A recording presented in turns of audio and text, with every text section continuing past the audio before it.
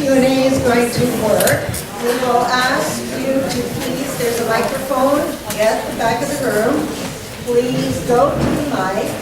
When you ask your questions, one question at a time, please identify yourself, tell us your name, tell us if you're associated with a particular organization, a company, a ministry, or if you're just an interested citizen. So, the floor is open, the team is ready. Thank you. Who is going to ask the first question? I'm Dorothy McHugh, and I'm here just as an interested citizen, though I do have a few positions in the area. What I was going to ask is, why didn't they, or why is it possible that you can, the unused seeds, just give it away, or can it be used for other things and then just close down those buildings so you save the costs of those buildings? So the coolers cost us $5,000, $6,000 a year or much? On average, $60,000 a year. $60,000 a year for coolers. So a lot of cost goes into cooling the seed, but we're not looking at surplus seed at this point in time. From our perspective, the seed is valuable, and we've got a growing list of orders that are being placed at the plant, as we normally do. So it's going to be our intention to, number one, we need to set aside seed from that archive to get the genetic archive started. Even though it might not be the best samples, it's a start. It's a foundational piece to get the archive off the ground. That's not a lot of seed. When you look at a genetic archive, it's much smaller samples of seed. So it's not going to have a huge impact on the current inventory. The next and very important piece is we are going to work with Forestry Ontario, who is really the leader with that 50 million tree program. And we're going to, and that's a government program, Government of Ontario program. So we're going to work with Forestry Ontario to identify what of our inventory is usable to help close gaps that they might have within their inventory. So that's an important piece. Now, once we've got that work done, then we'll go back to the list of orders that we've got, and we'll determine an equitable and fair way to meet those orders. So I'm hoping at the end of the day that we won't really have any surplus seed materials left over, that they'll all be moved out to people who can actually grow them, which is what we should do. Thank you. Next question? Please, go ahead, sir. I don't need the mic. Could you identify yourself, please? All right. First point is a clarification, and I'm going to quote Mr. Durst. Okay? And your name is, please? Oh, sorry, Brian Swale. Brian, call me Ken, please. And I spent 21 years managing the seed plant. He was saying, the way he keeps coming across is we've got this big monstrosity there. Back in 1988, in 85 we got shut down because of health reasons. We modernized. And at that point in time, the design of that building was built for the point of time. All right? And that's why it's there. What's happened? Sure, there's been some changes made. My question is, who went out there to try and sell the business? Yeah. So I think that's a really good question, Brian. And that's a large reason that we delved into what's the market. And we looked at a lot of sources to try and determine what is the actual size of the market that's out there.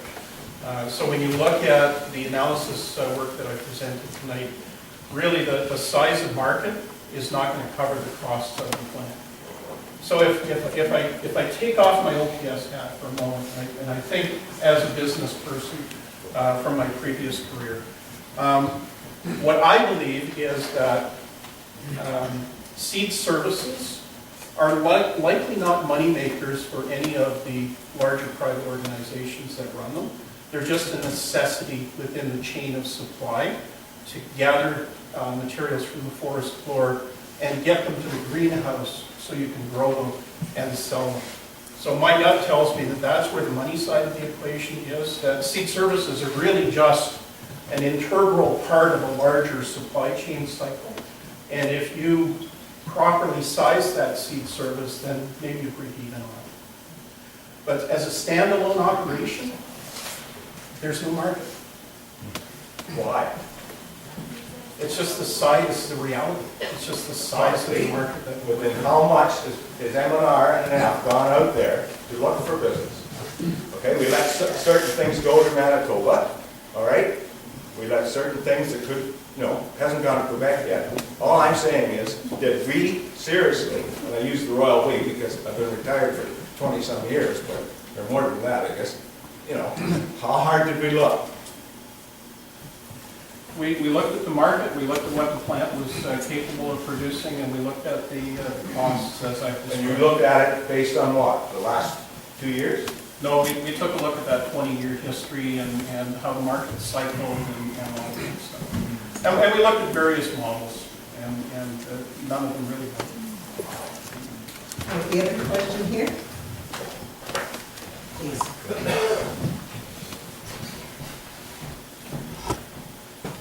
I'm Fred Somerville Nurseries. Do we not think, I understand that the facility is overbuilt and it's not making money. I mean, obviously you said it's been losing money for 20 years. Is it not a bit of a stretch, though, to think that private industry or private enterprise can pick up the slack in a year? We've been buying seeds there for probably over 50 years. Like, what do we do now if there's a break in the chain here and we can't get seed here in the foreseeable future? Like, that's our whole business depends on getting seed for you folks. So, and there was no public consultation with private industry before this was done. I find it very irresponsible, quite frankly, and very unreasonable. Yes. Well,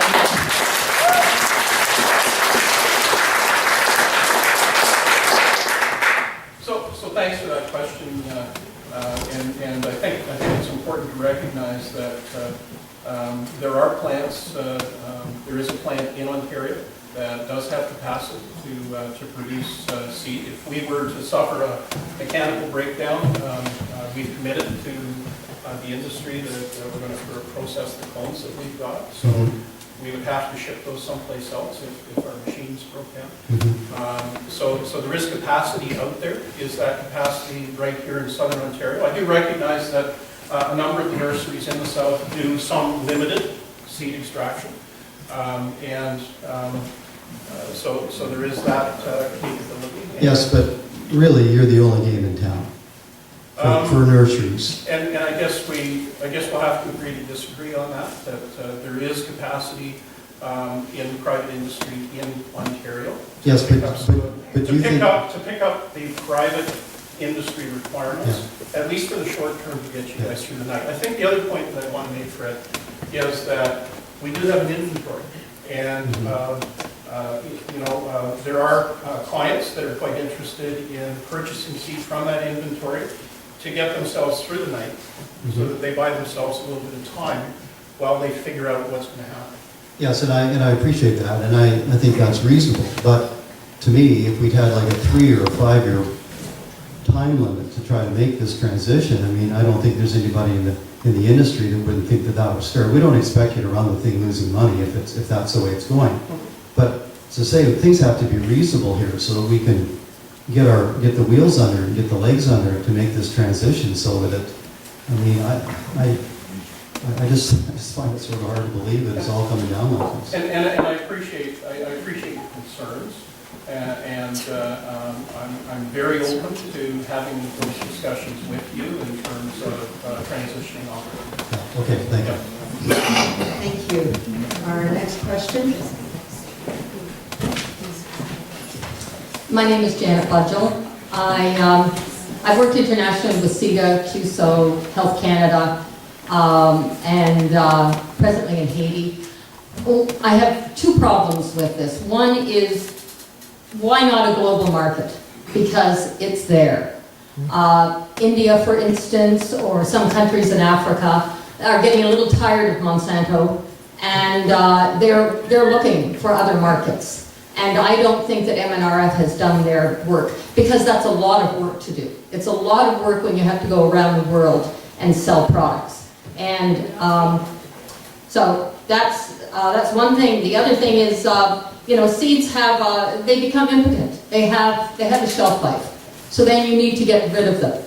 A couple of ways. Maybe they'd make a fertilizer. The other thing that certainly MNRF could do, which they're not doing a very good job of either, is maybe to fill in those thousands of gravel pits that are sucking our healthy water from our very valuable aquifers. Maybe they could fill up some of those and so-called rehabilitate them. So,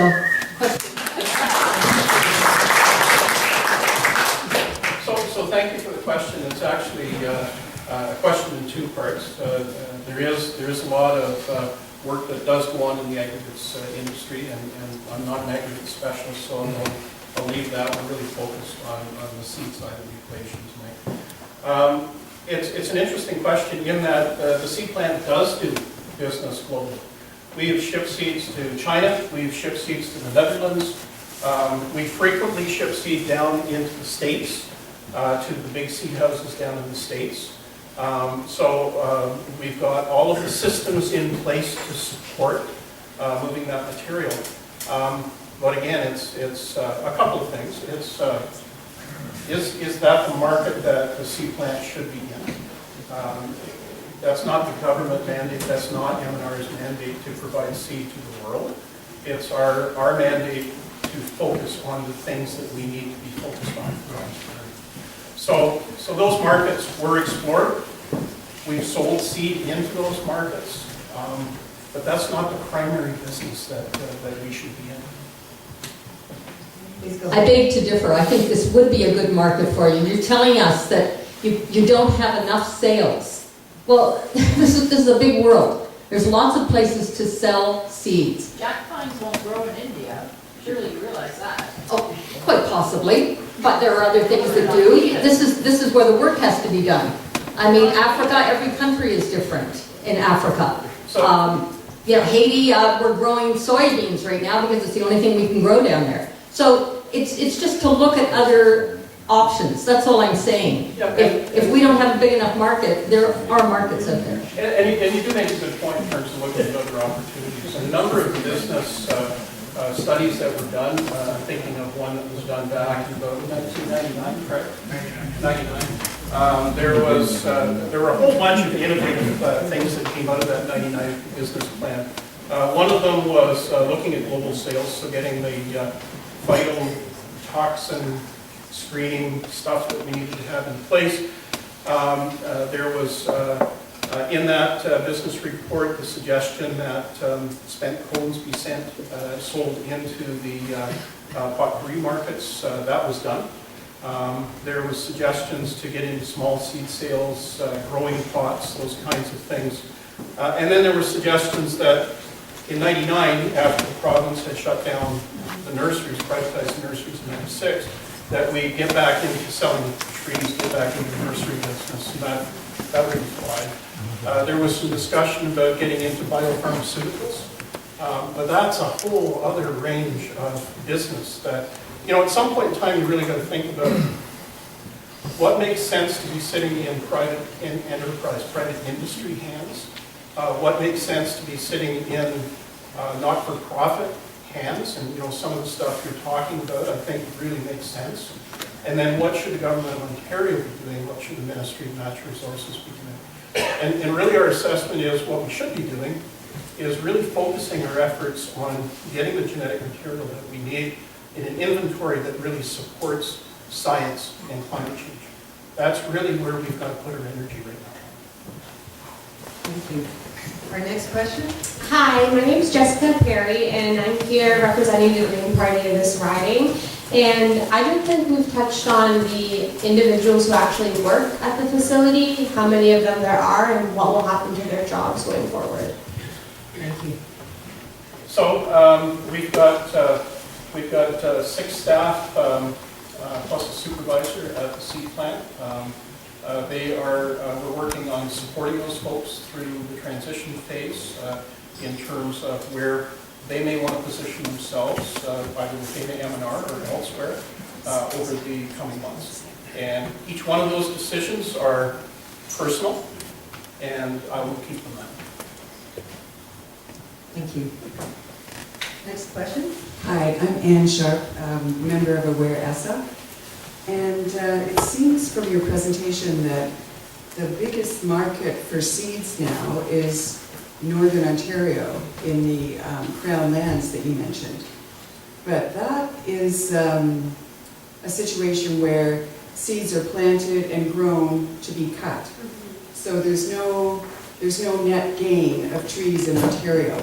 It supports an industry, but there's no net gain of trees in Ontario. In Southern Ontario, it seems that the programs are not directly managed by government. The 50 million tree plan seems to be the closest. But why not take a proactive stand and support that program even more? There are still a lot of people that have never heard of it. And why not introduce more programs to add to the tree inventory, not just to maintain what we have? If climate change is your focus and biodiversity, that's the only way we're going to mitigate it. Thank you. So thanks for the question, Ann. I think it's a really interesting question. And you know, when you look at the forest industry and the rotation cycles that are up in the boreal forest, they're 120, 140 years. So a lot of those trees do grow at maturity and do tie up carbon for a long period of time. I think the other thing you need to keep in mind is the lumber that we use to build our houses is actually tying up carbon. So there's a carbon retention cycle in growing trees, turning the trees into lumber, using those for houses and replacing them. And that's a very interesting site, and science is doing a lot of work on that particular piece of business. So those boreal forests are huge. They're massive. And in the grand scheme of things, that's a massive crown land holding that, agree or disagree, I tend to feel is being taken very well care of. And we've got a vibrant boreal forest up north that is essentially the storage facility. Like, that is the best storage facility at the stump, in the bush. That's the storage facility for long-term tree seed generation. So we've got that. Then in Southern Ontario, you come down to Southern Ontario, and it's predominantly, other than the 5 northern SFLs that are sort of on the border of southern region, it's predominantly private land. So what M&R is doing is providing programs and incentives to private landowners to exercise stewardship on their properties. And I think many people in this room do that. I don't have enough ground to do that. I've got a little less than 2 acres, but it's tree. I love trees. I plant trees every time I get a chance. So I have a love affair with trees, but it's private land. The government provides incentives, they provide programs. The 50 million tree program does a phenomenal job. And you know, you can always do more advertising, you always get more information out. But Rob, how many trees are you guys up to? It's a phenomenal number of trees. A little over 24 million. 24 million trees have been planted through that program. So, you know, these are valuable endeavors and valuable partnerships. And those are the kinds of things you need in place to help influence private landowners. Because we're a democracy, you can't force private landowners to do something, nor should you be able to. Perhaps there's a couple of other layers of government in between the province that we could also, as Stephanie and I was moderator here, that we could tap into. But you know, we can ask, what is Simcoe County doing, and what is our own township doing to support trees? Thank you. Next question. Oh, hi. My name is Kate Harries. I'm from Springwater Township. So my question is, it appears that what's going to, in your present vision, is going to replace what happens at the tree seed plant, is going to take place under the guise of science and research, and basically creating the archive and doing a better job of collecting what you actually need from across the province in the places that you need it. So I have 2 questions. One is, Where is that going to happen? How much resources are going, I mean, is this going to be, in somebody's back office with a freezer, or is it going to be a really serious effort? And what guarantee do we have that the next stage is going to be serious? And it seems to me the second part of my question is, forests in Ontario face huge threats in terms of disease. There's work being done developing disease-resistant elm, disease-resistant butternut, and so on. Where's that all going to be picked up? Who's going to do that job? What is going to happen to the public interest in forests? So I think it's important to note that with the last part of your question, the seed plant doesn't do forest health. It doesn't do insects and disease. It's not what we do, and that's where we really need to engage science in continuing the work that they do on forest health. The federal government doesn't want to work on forest health, and actually having a genetic archive that is truly representative across the province and provides that level of fine focus and detail provides the genetic material that supports that kind of science and research. The seed plant doesn't do that now, and it never has done. That's not what it does. So the seed plant, so M&R shifting gears from the seed plant to the genetic archive is actually more supportive of the kinds of things that you're talking about than leaving the seed plant running. In terms of where is the genetic archive going to be located, I can't tell you that right now because I honestly don't know. We're working with our science folks to try and figure out where it makes sense to position that. They need to consider a whole bunch of things, like where is their science group sitting, where is all their research being done.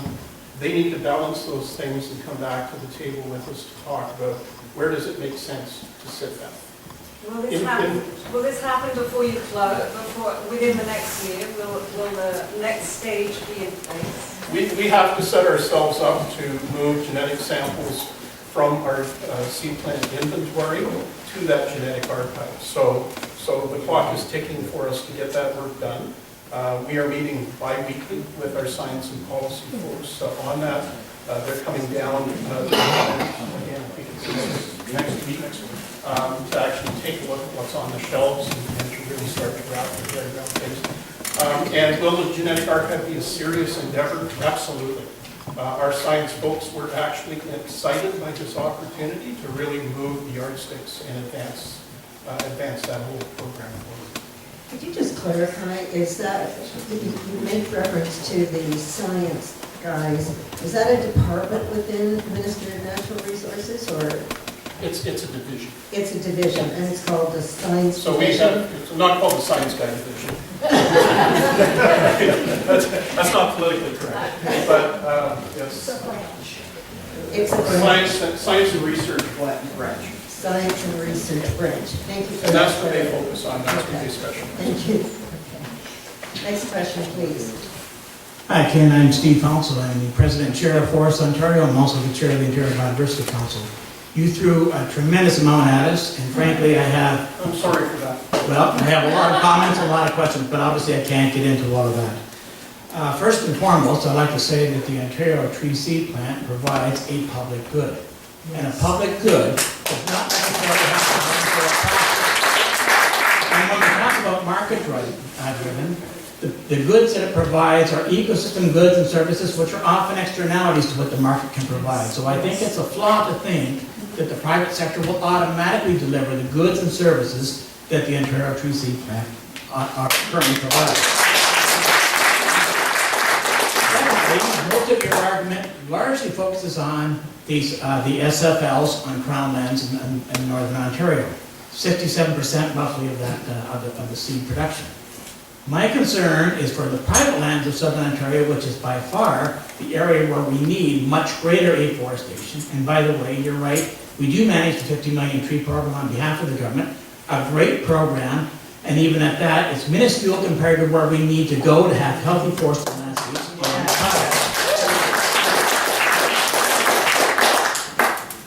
We need to have genetically appropriate native plant stock available seed stock available for us to actually deliver on the 50 million tree program, your own government program. That is indeed what the Ontario Tree Seed Plant provides, and it really is the only game in town. So one of our big challenges is, how do we continue to actually ensure that we have the appropriate seed stock to be able to continue our planting? We need far more than a year to do so.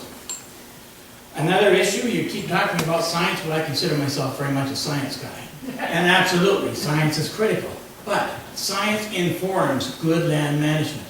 Science should inform things like the Ontario Seed Tree Plant to make sure that in fact we have the appropriate supplies of seeds to be able to do the scalable planting that we need.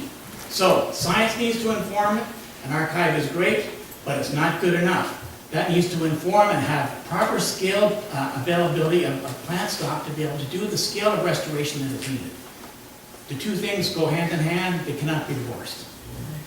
One comment too, you come to us with a decision that you've made, as opposed to coming out to us as stakeholders who frankly, there's huge consequences to this decision. Had you come to us with actually options in terms of, and for us to be able to comment on those options, maybe we could actually come up with a solution that would be in the best interest of the public good, as well as government, as opposed to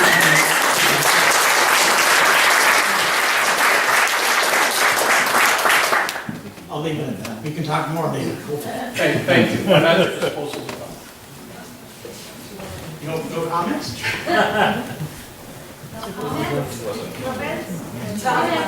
Where's the answer? Well, folks, I mean, where is the answer? I've gone through what the seed plant does and what the seed plant doesn't do. And the seed plant simply doesn't do a lot of that stuff. The seed plant extracts seed and stores seed and it provides seed. And it provides seed to a very, very small market. And there is capacity in the extraction, storage, and seed provision industry to take up the slack as the seed plant moves out. I am sure that entrepreneurs in Southern Ontario will, over time, move in and take up whatever slack the market demands as well. So you know, you can look at things a whole number of ways, and I respect the opinions of the folks in this room. I respect the emotion associated with this. This is a facility that's historic. It's been here since 1923. It's had some wonderful people managing it, Brian, and it's got a wonderful group of staff at the plant right now. The fundamental bottom line, though, is M&R is not going to be in the business of commercial seed sales. It's not where the government needs to go right now. Well, I have a great question of all of that, or comment, actually. Thank you for waiting. My name is Carrie McClaven. I work with Forestry Ontario, directly with the seed plan and a lot of the operations that we do to function the 50 million tree program. I just wanted to make a point to everybody here that Fred Somerville, who spoke here, was one of the largest suppliers of trees in Southern Ontario. And he came up here and essentially asking for help. If it was a business that they were interested in getting into and would profit with, they would certainly probably be interested in doing that, but he is expressing his concern that he's looking for more time to be able to do that. The challenge is for us that are delivering this program is that it is going to be cheaper for Somerville Nurseries to purchase their seeds from China or the US. It's going to be more expensive for them to do these operations, which means our seedling costs will go up. Which essentially could mean that the incentives that are provided through the government may not be as sort of attractive to private landowners to do the right thing. Additionally, this tracking that they do, that maybe it's not, you know, they're not in the business of tracking, but certainly what they've provided at the seed plant has allowed conservation authorities, has allowed organizations like ourselves and other nonprofits to track our seed that we roll through the system. So it definitely has allowed us and has set that infrastructure to allow us to be able to do the right thing. And it definitely is going to make it harder to do the right thing when we don't know where that seed is going and who's going to manage it and track the data and that sort of thing. Also, There was a number of references about the north and the south, and we work with landowners all over the province, north and south. And we're faced with, the science that's saying climate is going to change and our species requirements are going to be, shifting north, which means that the Southern Ontario seed sources are going to be more important to the north in the coming years, and it's not very far away. So us maintaining a seed bank in Southern Ontario is more important now than ever. And I'm interested to hear these, the science talks that are being had and how that part is going to be incorporated with decisions that are made with respect to the seed that's currently in the inventory right now.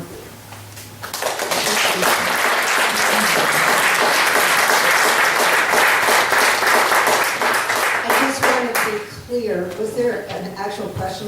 Thank you so much for providing a lot of valuable information. Was there a question for Karen?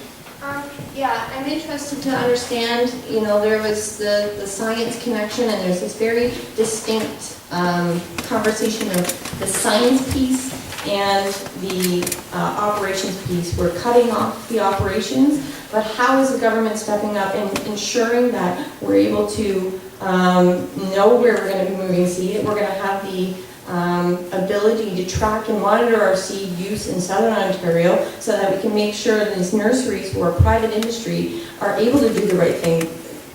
Besides their own good heart in doing the right thing, they are making money in a business. How do we ensure that the right thing is being done? Thank you for clarifying that. So thank you, Karen. So private industry, where they are involved in seed extractions in the province now, are following the seed directive, and that's really the policy piece that identifies how seed is supposed to move across the province. There are seed zones in Southern Ontario,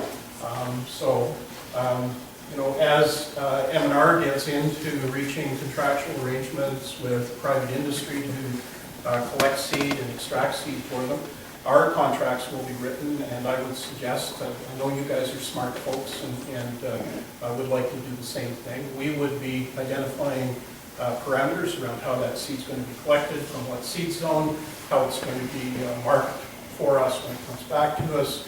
I suspect we'll be looking for GPS coordinates and all of those good pieces, right? So private enterprise can provide those services For a cost. through contractual arrangement. For a cost, that's right. For a cost to the landowner in this case, because we're providing incentives for landowners to plant more trees. For a cost, and the seed plant charges for similar services, as you know. Yeah. So. Thank you. Next. Bruce? Bruce Keeley with the Coronia Woodland Owners Association. And I look at this and I see that in 1996, you virtually took a wheel off the wagon. Yes. But you didn't put it back on. Yeah. And you can't run a wagon with 3 wheels. And this is part of the wagon, and you can't run this industry, lumber, forestry, won't function without proper seeds. So at a certain point, you have to recognize the fact that whoever made these decisions wasn't looking at the fact that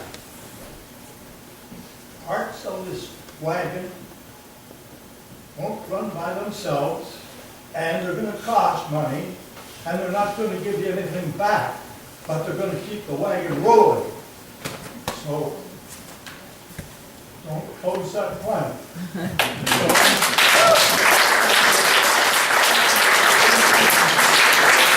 So very sharp observation. Certainly the decisions that were made are foundation in the decisions that were made in '96 with the privatization of the nurseries. You heard me talk about my feelings that a seed service operation, and that's extraction and storage and seed provision or seed sales, needs to be embedded in a bigger business model. And your analogy with the wagon and the wheel, I think, is right on the money. Before 1996, the seed plant was part of that wagon. It was providing seed to the nurseries, to the provincial nurseries. After that, the nurseries got privatized. They went their own way. And private enterprise went its own way with seed extraction and seed services. And the seed plant sort of drifted. And the wheel fell off the wagon, and it's taken a while to sort of catch that. There was an acknowledgement very early that they wanted to keep the seed plant going because they weren't sure how quickly private industry could operationalize on the extraction stuff, get the extraction stuff going. But private industry moved pretty fast. By 1997, they were in full operating mode with some of the plants. So you're right. Like you've made a very good analogy. I think that really captures the decisions of today were premised on a lot of what happened in '96. Thank you. Please, next question. My name is Rob Keane. I'm the Forest Ontario. Ken, I appreciate your offer to work with us to fulfilling the seed requirements for the 50 million program. But I guess I see it as the tree planting activities of Southern Ontario is far more than the 50 million tree program. And in fact, I think the numbers are around, we plant about the 2.5, 2.6 million per year. I think all in, we're up around 6 million trees per year. And that's all the great work that our CA partners are doing, some of the stewardship groups and forestry consultants and such. The one thing that you kept mentioning was you don't actually manage the seed. But I do know that when we track seed, we get it collected, we process it through your plant, we're making sure that we keep track of where that seed's coming from. And we work very closely with your staff to do that. So in fact, you are providing that service. You do store that seed by seed zone. And although there's no legislation here in Southern Ontario, similar to Northern Ontario under the Crown Forest Sustainability Act, it is one of the few ways that we have that enables all of our tree planting programs to ensure that we have the right genetically appropriate seed zone native stock. And Rob, let me jump in there because at some point that seed gets, so we do have a tracking system, and I've been very clear about that within the seed plant. What do you track it for? And staff are very dedicated to that. But at some point in time, you turn that seed over to a nursery, and you've got some wonderful nursery partners out there, and they're private enterprise. And they take that seed and they grow it into a tree, and they give it back to you. Are they not doing, like they're doing a good job tracking that? Absolutely, and Right? we actually track where our stock. Rob, no, Just a second, please. industry We can actually do a good job. track where our stock goes. Pardon me? We track where our stock goes, and we can track it back to a seed lot. So when you start talking about genetic diversity and your archiving system, and you need precision to start looking at how climate change is going to start affecting your stock, I really see it that right now, we do have the mechanisms in place to do that. We are very operational, and we can track right from seed source, right out to where the stock is being planted, how well that stock's doing. So you're saying in the past, the market hasn't been there. I see, what about the future? What about climate change? Kerry already spoke to the need to even, and you spoke to the need to even be more precise with where we're collecting our seed from and being able to track it to final production. And then transferring that information back to where you're collecting. You can't work in a bubble with your genetic archive. You have to operationalize. You have to make sure the two are talking to each other so that you know where your successes are. When you start talking about the surgical need for the seed collection, seed removal, all of that, you have some of the best staff in the province right now that has incredible skills that can provide that service. And I don't know what you're planning to do with those folks, but they're a resource, people. They're an incredible resource that we should hold on to.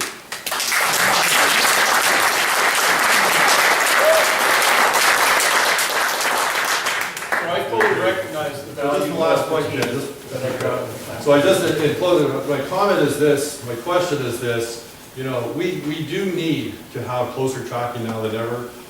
You speak of plants in Ontario that do this kind of work, that's in Timmins. There's a reason why the product, the stock and the cones and everything started going to Timmins was because of transportation costs. It's not going to cost any less for us here in Southern Ontario to send our material north to Milson's and then have to bring it back. So I don't buy that, you know, the north, the one plant in Milson's or Timmins is going to solve our problems. It was said before, we have the facility here right now. We could retool it. It's too big. We all agree that it's we have to do this work that we do with those seeds and the staff that are available to do that. And that's a huge resource. And I would suggest, Rob, that the best retooling of a facility to deal with seed would be as part of a private enterprise that can actually build that facility into their supply chain. For me, that's the model that appears to work, that we've seen across the country in various provinces. We've seen examples where single source plants have tried to make a go of it and have failed because they just, you know, I talked earlier about what my gut tells me, and I'm being very forthright with you folks in terms of a standalone facility, a facility run by various partners. We've seen those fail. So my gut tells me that the best opportunity, the most viable opportunity, is a right-sized plant sitting within that broader supply chain as an integrated facility. And I think we've heard from private that they're probably not so willing to take on those tasks. It is interesting when you look at or speak to other jurisdictions. BC, for instance, they identify having very tight government control of their seeds collection, right out to production, right out to the field. In fact, they have identified it as an essential service. Yes. This is the government of BC that runs it. Why are we not pursuing the same thing? We're not BC, we don't have the same forests. We don't That's your answer? For God's sakes, man! We're in Ontario and we work with an Ontario rule base. BC's I'm starting to think the problem is you! Calm down, keep calming the rest. And I'm going to ask, maybe we can go to our next question. Thank you. Hi. My name is Chris McGee, and I'm actually a former collector, tree seed collector for Ministry of Natural Resources and Trees Ontario. And I have a couple of comments. You know, you say it has 6 staff. It's a little far more reaching. There's other people. I got your letter that said we no longer need your services. Registered. I just wanted to make a couple comments. Firstly, I agree with Rod. I think that if you hand over the zones to the private sector, it's going to not be a good result. Yeah. And your biodiversity and climate change will go out the window. I also am not understanding the fact that I understand you have to follow policy with you know, your asset management, but why would you just not have parceled off some of the land there, redundant land, scaled down, and be competitive? Yes. I don't know. It's just me. Yeah.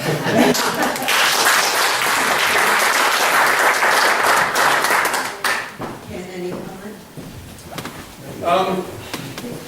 So scaling down the facility would be a massive capital outlet, and would require us to retool a whole line of equipment. Like we'd have to get rid of all the kilns.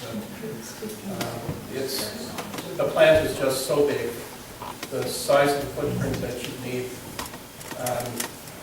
it just doesn't work. Like from a monetary perspective. And it could work. Well, it could work, you know, and if there's a good need, then. But there is. If there's a good need, if there's a good business rationale, it's not untoward to think that private industry won't over time. That's wrong. Could I ask maybe some of the other people who haven't asked any questions, haven't turned? Okay, this is a really quick one. It's just to ask, in First Nations, and there are almost 140 in Ontario, 640 across Canada, they're always looking for economic development. They have a lot of money for economic development, and most of them are in Northern Ontario. Have they been looked into as a possible market for seeds? Not that I'm aware of. It's a big market. There's 140 First Nations. Thank you. Ken Reese. I'm a retired M&R guy, a dinosaur from the looks of my white hair. Anyway, I have a comment and a question. First of all, I found your comment about the unavailability of seed in certain areas to be a rather negative reflection of the seed plant. And I think there's all kinds of reasons why there's no seed available for certain areas. And I don't think you gave credit for that part of it. I thought you were chastising the seed plant for not having seed for that section. And I don't think that's right. The other thing I have is the way you costed your system. There's one segment that's missing, and that's the value of the staff and liaisoning with the people that use their seed. Now, you didn't cost it maybe because the expertise is not at the seed plant anymore, you let the staff decline. Because when I was working at Midhurst, if we had a problem with seed, we could call the seed plant and they would come over and give us a hand as to why that seed lot didn't germinate. And that's a valuable thing that's not in your costing system. The assistance we got from the seed plant, we bought a new precision seeder, very high-end technical piece of equipment. And we had to have the seed to go with it. And we were able to use the seed plant to come over and use their facilities to size the seed so that we had a proper size of seed to go through this precision seeder. And then we had to go through, there was still a germination problem with it, so we had to use them again to help us with density of seed. And then it didn't all germinate at the same time. So we had to use them again to help with stratification so that when the seed hit the ground, it was ready to pop. Now, where in the system do you measure this sort of thing? Do the current growers not have that access to that skill? And I think if it's at the seed plant, it's still at the seed plant. The seed plant should be liaisoning with the people, the growers, and bring on the use of seed and make use of its potential. We've got greenhouses and we've got containers, and we want to make sure the very best seed is in each cavity. And I kind of get the feeling that things are regressing, and we're using every seed that comes out of the cone, big seed, little seed, high energy, low energy. And I think there's a lot of work to do with seed quality, and particularly in an artificial regeneration system where it's a very expensive process. You don't want to use sprout-run seed when you can work with the seed and get a very high-quality product out of it.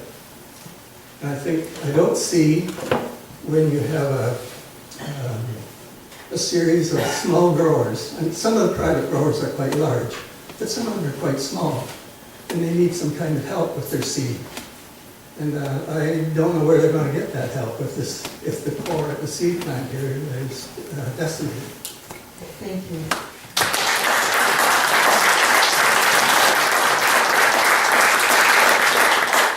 So Ken, thank you for your comments. I do want to apologize to you if you felt that I was disrespecting the staff of the plant.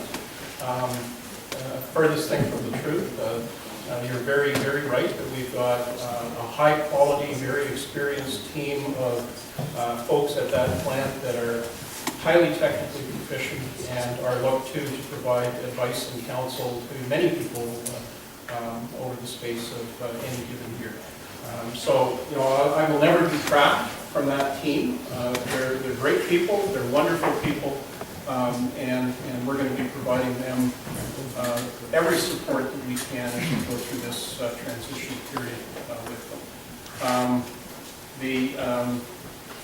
The quality of seed is something that we remain focused on and will remain focused on as we do our extractions over this season. As things move forward, You know, I think it's safe to say that many of our nurseries have very experienced, very knowledgeable people as well, and I would not want to take anything away from the quality and skill of those folks. The problem is the growers, seed is a special area all by itself.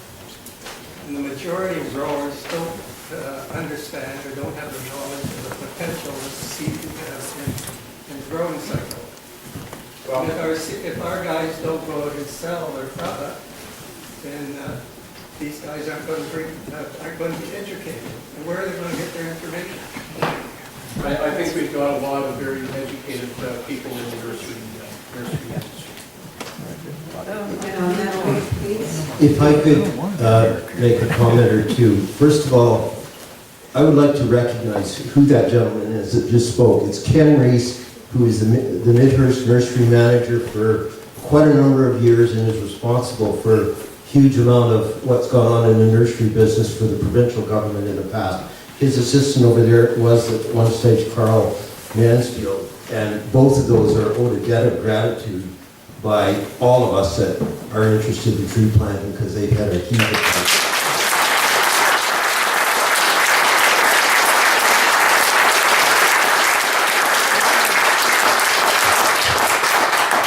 Did I say my name? I'm Paul Fraser from Somerville Nurseries. Thank you very much for that. Thank you. Okay, and I've been with the company for 40 years and most recently for quite a number of years as production manager. And I want to start with another sense of appreciation to the Ministry of Natural Resources for the services that they have provided through the seed plant for all of those 40 years. And in fact, it goes back to 7 years since we started planting trees as a company before my time with John Somerville and now his son Fred, who's here tonight.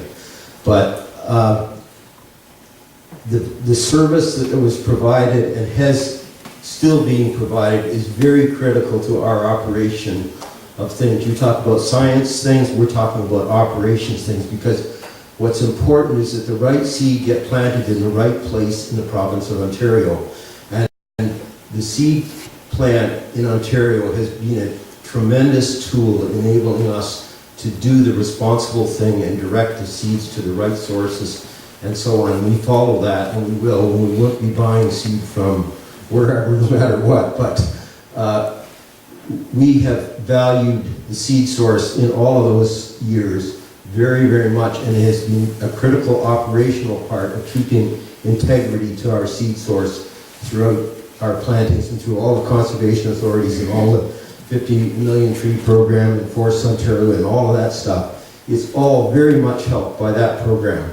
And we are very sorry to see that seed plant go from operations and helping in that, not only us, but other companies as well.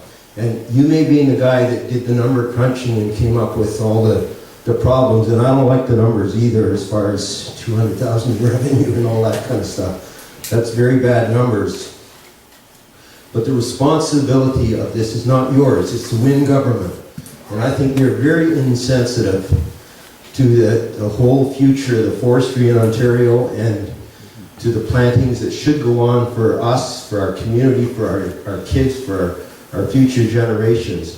And they have to take the blame for that. You may say that they just know, but they have to make that decision, and it's a dereliction of, I think, of their responsibility to the province of Ontario and to the forests of Ontario for the future.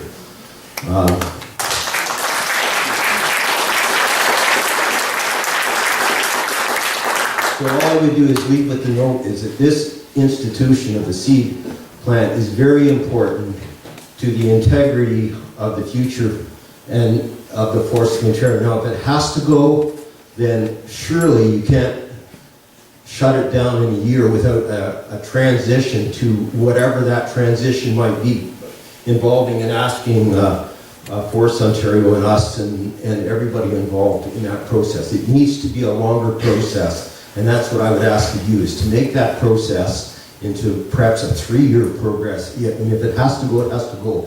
Just give us a time of transition that's more than a year. Thank you.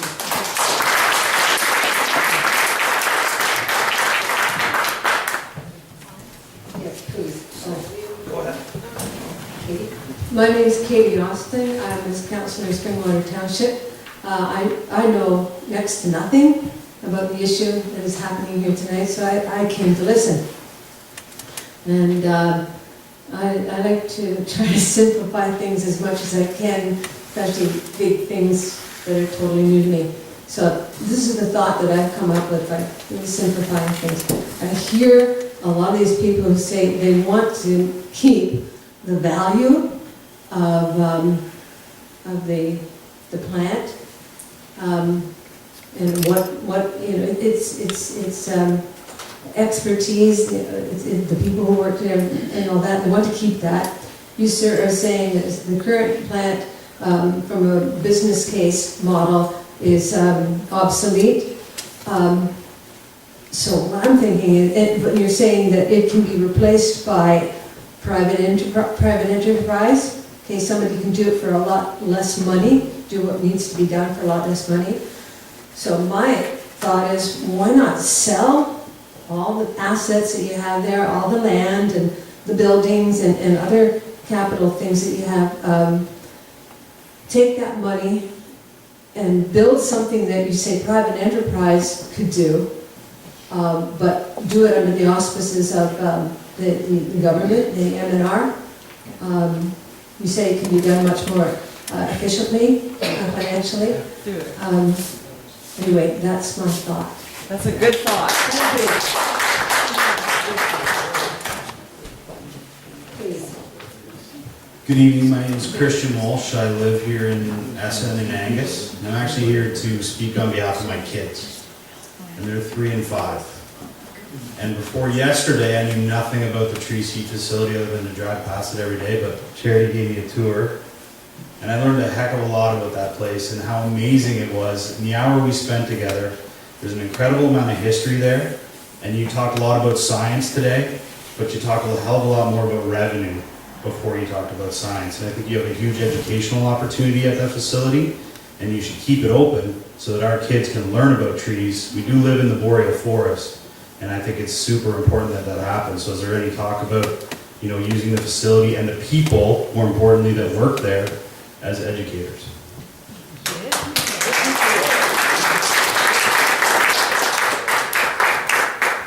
So that is, that's not part of the model moving forward. Really, we're going to be focused on the genetic archive and the science side of the equation.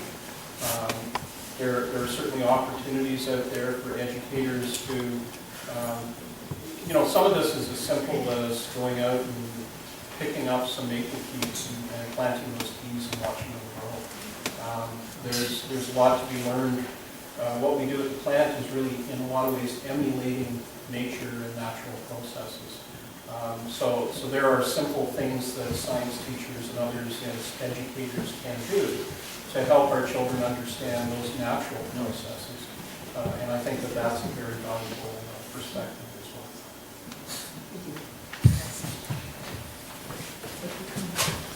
I have one more thing after that. I've just, in the process of reading about the American forestry, about the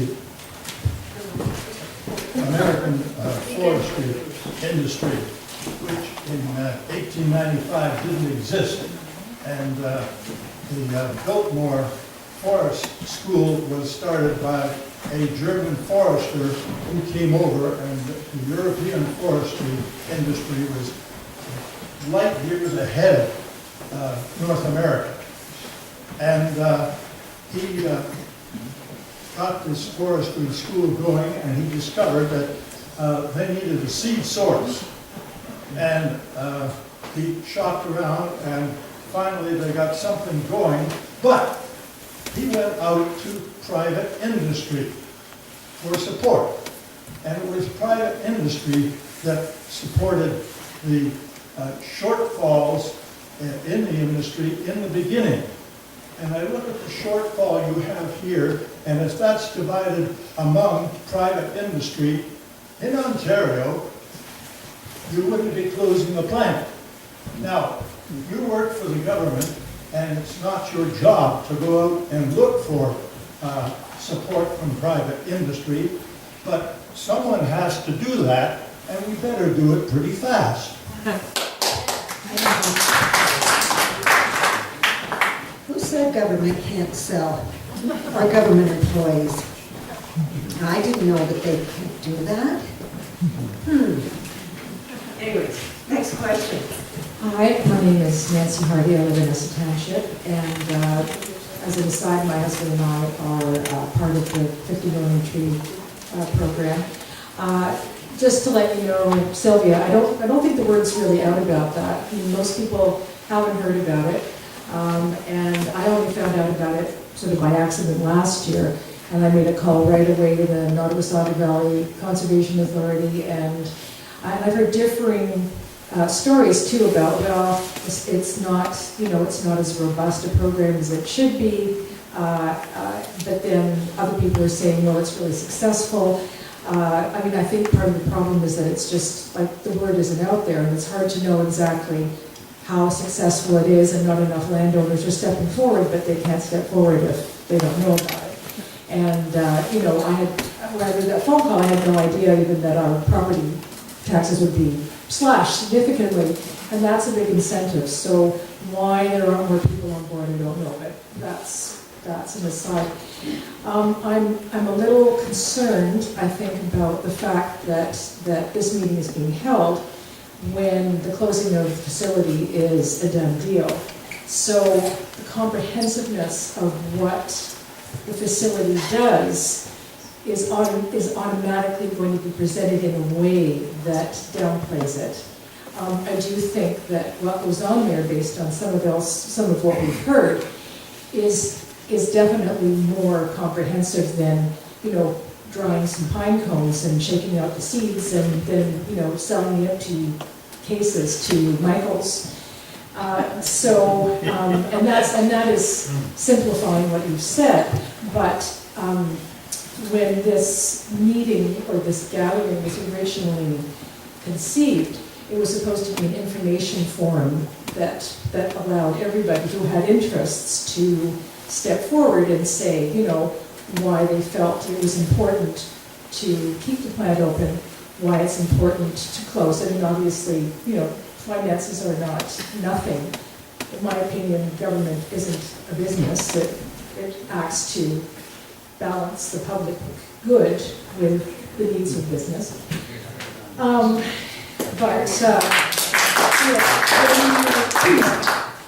To present information, I still don't think that we've actually had a chance to really hear how comprehensive and important. I mean, we've heard that it is important to certain sectors that what the facility does, but I don't think that there's been enough of an opportunity to really present that in a way that is equal to the forum that you've had. And so it's very, very hard to sort out just from this emotion in the room, and so it's hard to sort out exactly what the facts are.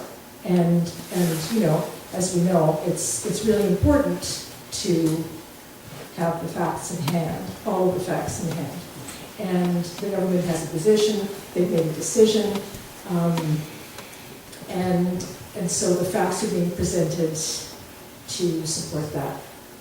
You know, that's my comment. Thank you.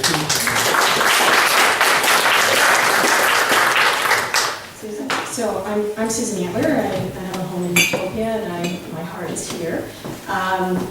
When I think about, I really can't believe we're talking about a business decision, because if we were to go ahead and look at every government entity, such as Queen's Park, we might want to shut that down, because from a budget perspective, they never meet their budget. So I guess in this situation, we're talking less than a $2 million loss in the context of the industry experts that are here, the community folks that care, and the reality is that it's been a staff decision. And so the Minister of Natural Resources needs to come here or somewhere And the Premier needs to talk about biodiversity and I just can't believe that there's not enough creativity either in the resident population of the existing staff at Ministry of Natural Resources or in the whole government of Ontario that sees a resource of 94 years that has provided a service to our province. And in one fell swoop, it's decided to close rather than give the creature another chance. And it's a resource, and when folks who have been past employees of the MNR are come to this little place to express concerns, when industry leaders are coming to express concerns, when the community is asking why, and when the decision has been made in the context of a meeting room at MNR, not at Queen's Park, then we have the right to ask, hold time out, we need to talk again. Great.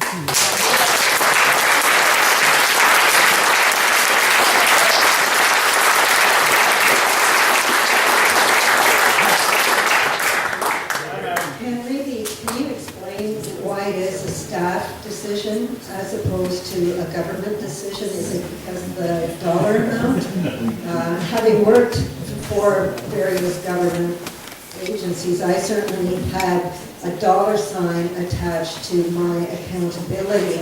Is that what is factoring into this decision? Yeah, I think the thing to recognize is that this is not a government policy. Can you speak out a bit, please? Pardon me? Oh, I'm sorry. It's getting late in the evening, my voice is starting to fade. So I think the thing to keep in mind is this thing working? Yes. Is that there's no policy direction change here. This is not the government changing policies. This is a business decision, a management business decision after doing a pretty deep dive into all aspects of that particular operation. So it's about trying to figure out within the mandates that the government does provide to the Ministry of Natural Resources, where should we be focusing our resources, our budget dollars? Where should we be focusing those to really truly meet the mandate and meet the objectives that the government has set for us? So really the decision is, do we continue to run a facility that's providing a meaningful service, but to a very small segment of the province? Or do we shift our focus and shift our attentions into the more looming concerns, the larger concerns of climate change? So it's a management decision. It's a decision that's focused on is the commercial seed industry something that MNR should be doing, or should it be focused on genetic archive science, really moving the yardsticks forward as much as we can?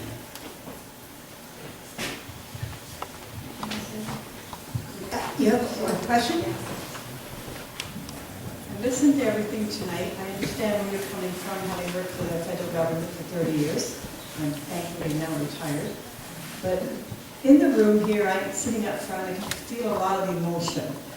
And in less than 5 years, this facility opened its doors 100 years ago. So when you close that facility, you're wiping out 100 years of Angus history. And that's what bothers me also. It's what's left when the plant goes, not much. Okay? Other than wonderful community, wonderful people, and they're all trying to support this very reason why we can't let our history go down the tube like a lot of other small communities have. Thank you.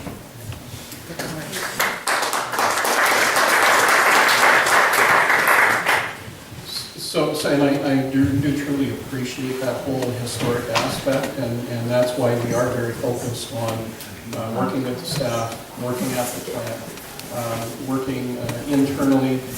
We've dedicated a team, a sub-team within our team to really focus on that historic moment. So we're going to be looking at what are the opportunities to really preserve that history, to celebrate that history moving forward. Because again, we're proud of our people. We're proud of the facility. It's certainly provided service over time. It's it's a 23, that's a long time that that plant has been in place in various forms, because I think it was Brian mentioned the various upgrades that have been done over time. Are you taking all the information back tonight to go over this at your office? I will certainly be sharing the sentiments of the group and the commentary of the Information group. you collected? Absolutely. Okay. Yeah, I believe John's been diligently capturing notes, so thank you, John. And I understand I'm on camera as well.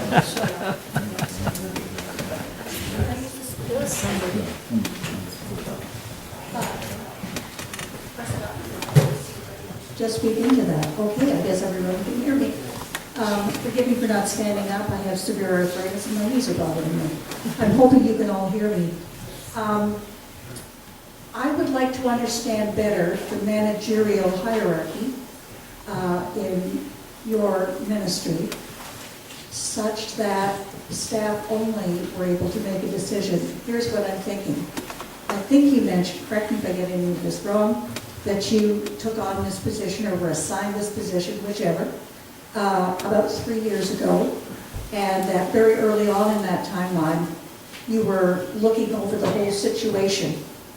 I think I tried to ask earlier tonight, I may have phrased it poorly, whether analyzing the situation here in a way that apparently your predecessors did not was your thought, or the instruction or guidance you were given by people that you report to. So that's question number one. Even regardless of that answer, I need to understand whether you as I think a regional manager, is that the correct term? When you came up with the findings that you have, whether you then had to present that to your superior. In life, we all answer to somebody, and just how far up that had to go in order for this to, quote, be your words, a done deal. So could you answer that part first? Because it'll inform what I'm going to ask next. I'm going somewhere with this. Yeah. So I'll answer both parts of the question. Our first kick at the can really was to try to really fully understand the seed plant business, because there were a lot of questions. You know, coming into a new role and being exposed to a very unique facility, there were a lot of questions. And as we got more involved in understanding that business, then we started to do that deep dive in terms of me and my team. So You all came in at the same time too? No, some folks were there before me, some folks came in afterwards. Just trying to So me and my team of people, many of whom that you've met here tonight, we began to really take a look at the details, really dig into the details, go back in time, try to get a full understanding of what the market looks like, what the business looks like, who's using the plant, who's not using the plant, why is that happening. Our intention was, well, how can we sort of dig into this and then use that information to better position the plant moving forward in time. And it was really only after we were able to pull all that information together, the information that I presented to you tonight, that we realized that there's really not a going concern business here.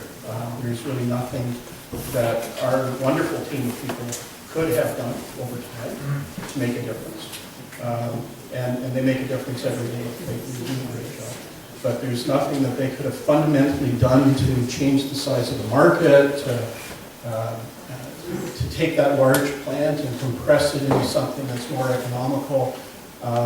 Just the scope and scale of it was out of their control. I wasn't planning on asking you to review what you've already told us. I'm trying to get to the timeline and the hierarchy. Yeah.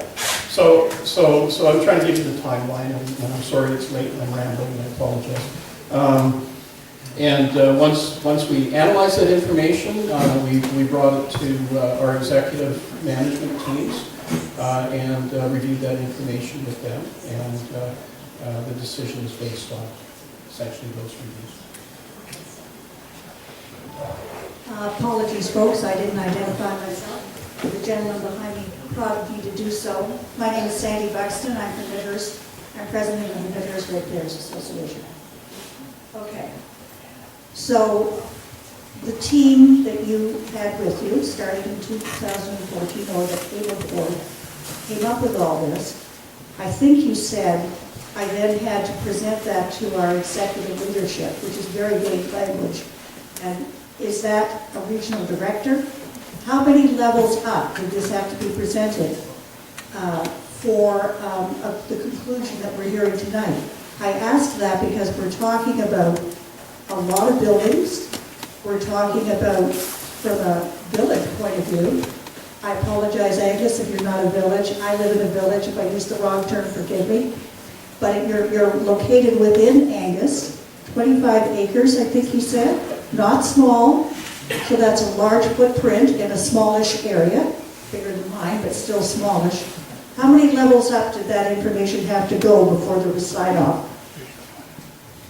So that goes right up to the top of our executive organization. Okay, that's my answer. So that goes right up terms, to please. that goes right up to our deputy minister level. The executive team is involved in those kinds of decisions. And who is the executive team? The executive team would be assistant deputy ministers in the various divisions across the country. Do they have science backgrounds? Pardon me? Do they have science backgrounds, or are they quite a varied array of backgrounds, actually. It's hard, I know we're sharing the mic, it's hard. Oh, sorry. My shouting ability is low. Okay, so it sounds, if I can summarize here and maybe cut it short, is that it was a staff decision, not a government decision. The staff made the final recommendation and you met with the... It's an executive management's decision, yes. That's not a helpful term. Well, again, I described what that Yeah, so it's the senior levels within So the it would have to Ministry be of... assistant deputy minister or the deputy minister. There's a big difference between the two. Yeah, and I just covered that off. To both levels because they're So you're part of saying the the... deputy minister had to agree to this? Yes, the deputy minister had to agree to it. And when exactly was the decision made? Not when it was announced, when was it made?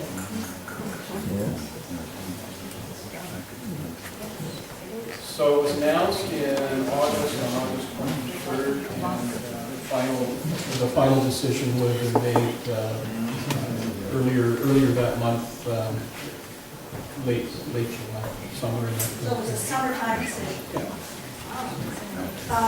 Here's a question, Sandy. Yes? I think everybody's getting kind of tired here, and what I want to say to you, Ken, is that you've had a number of people who are experts, and people in the industry come up to you tonight and explain their reasons why they think this should not have happened. And those reasons were extremely valid. And I think people are still hanging out here because they don't feel that this should be a done deal. They feel that this should have taken a lot longer.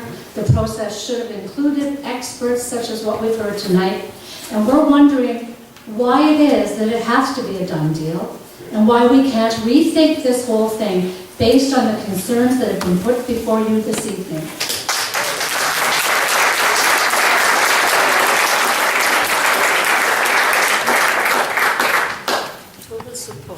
So again, I do appreciate your perspective and your viewpoints, and I do appreciate the emotions that go along with closing a facility of this nature. Ken, it's not just about emotions. $2 million loss a year for a government enterprise is nothing. Absolutely nothing. So we'll have to agree to disagree on that point. I think it is. Yeah, and The decision has been made to close the facility, and we're going to do that. Why can't the decision be changed? You're the manager. Why can't you make the decision after some more thought and facts and information? And public consultation. And public consultation. Why not? I mean, the government doesn't make rules every day and follow them. I see them break their own rules all the time. You're paying your salary as taxpayers. You're paying yourself as a taxpayer. We're all human beings here. We all have a goal in mind. If you've made a decision and it's not the right decision, maybe you need to rethink it. So once again, why can you not do so? Another look,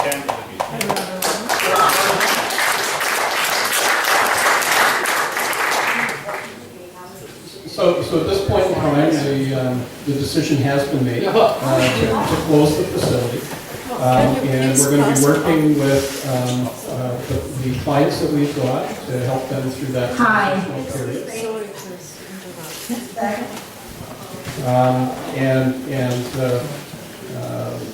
You know, we've gone through a whole analysis of the situation that we're faced with here. We've tried to present you with the factual analysis that we've done. You've heard members of the nursery industry express their concern about timelines, but they fully understand, I believe, the business realities of what we're talking about.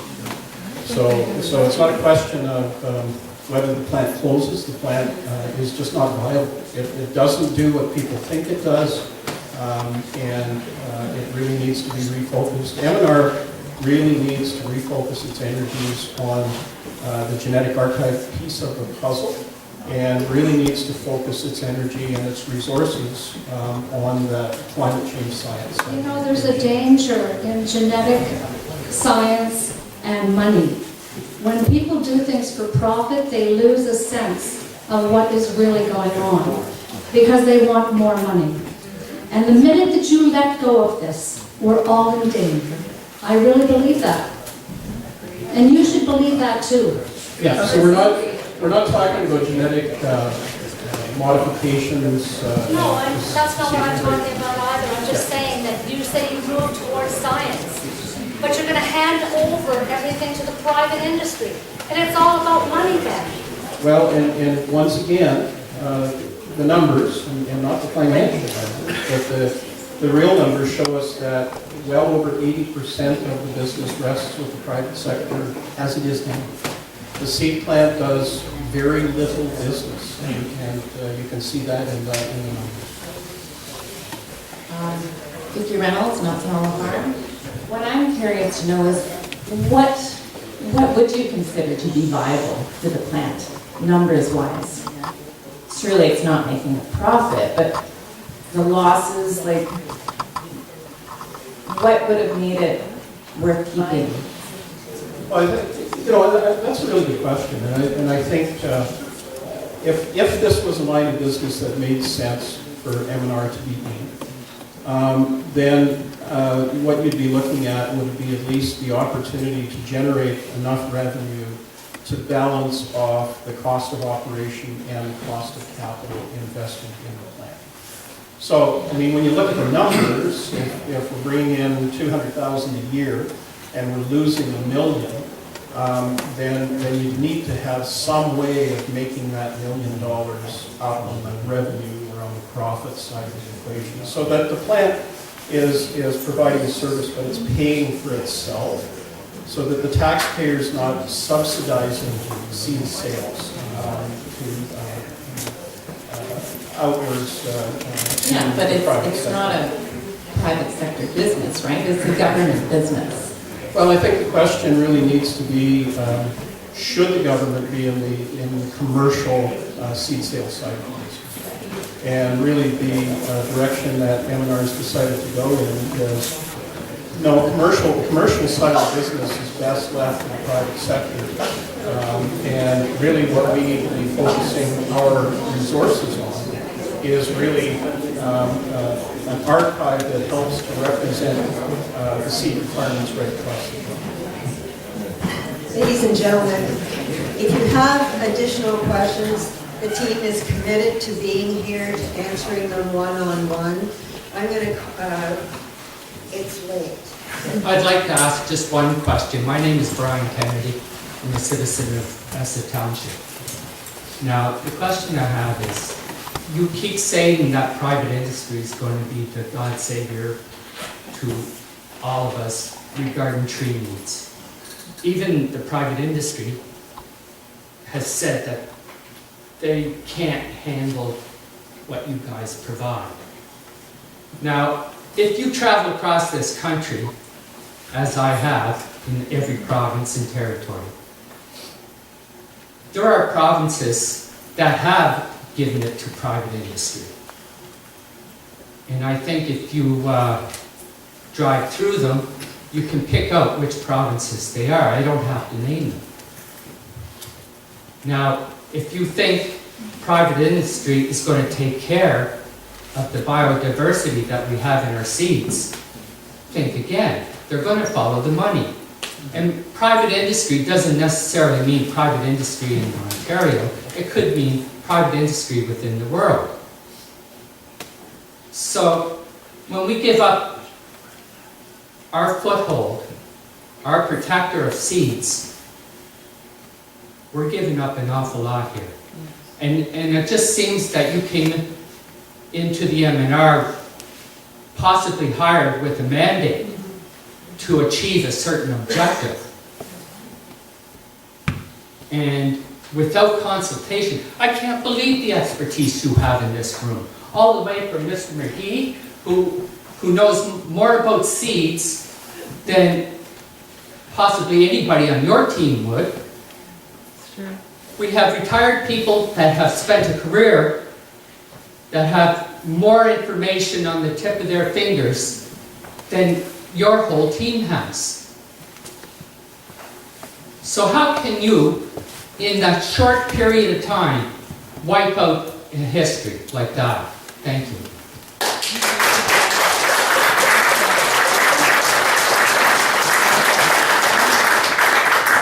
Thank you to the team. And again, if you have a one-on-one question you'd like to ask, the team is here.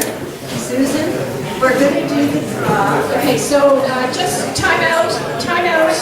This is probably the most of the folks from M&R who did not have to come here. They did not have to come here to explain things. And so thank you so much for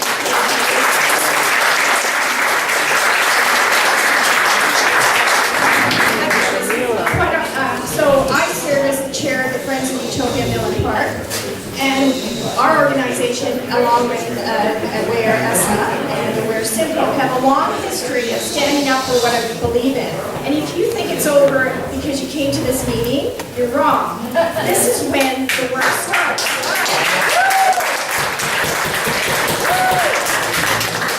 We're very fortunate in that we did have a conversation, and you all heard it.